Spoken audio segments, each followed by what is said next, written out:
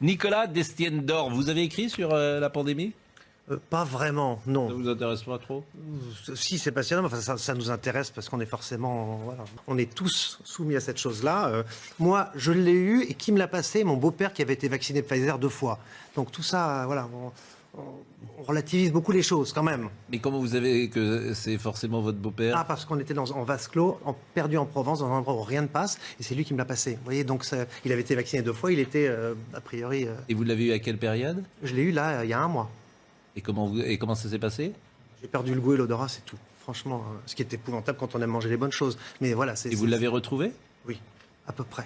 Et vous étiez fatigué, par exemple? Vous avez de la fièvre? Vous avez J'ai eu la toussé? fièvre 2 jours. Moi, c'était vraiment insignifiant. Mais voilà, donc c'est quelqu'un qui avait été vacciné qui me l'a passé. Ouais. Donc, tout ça est très, voilà, c'est assez relatif. Faut que je fasse attention alors. Voilà, absolument.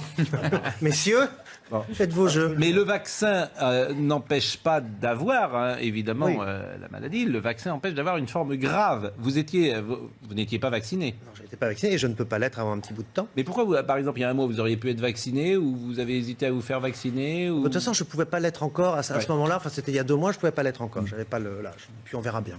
Bon, on verra bien, vous dites? On verra. Si je me fais vacciner.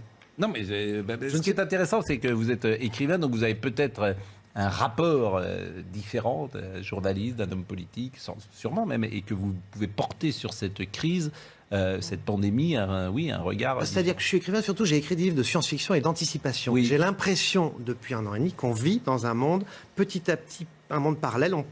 On oblique petit à petit dans un monde à mi-chemin entre 1984 et le meilleur des mondes, où des choses qu'on a pu lire dans des romans dans les années 80 ou 90, par petites touches pointilles comme ça, ça commence à ressembler à ce monde de fiction que j'ai découvert dans des romans. Mais on ne s'en rend pas compte parce que c'est très très léger, c'est comme une petite maladie qui rentre dans votre organisme. C'est très étrange et à la fin on a une sorte de regard parallèle. Donc voilà, c'est passionnant d'un point de vue romanesque, mais voilà, j'aimerais bien retrouver un bon roman quotidien sympathique, sans masque et sans vaccin.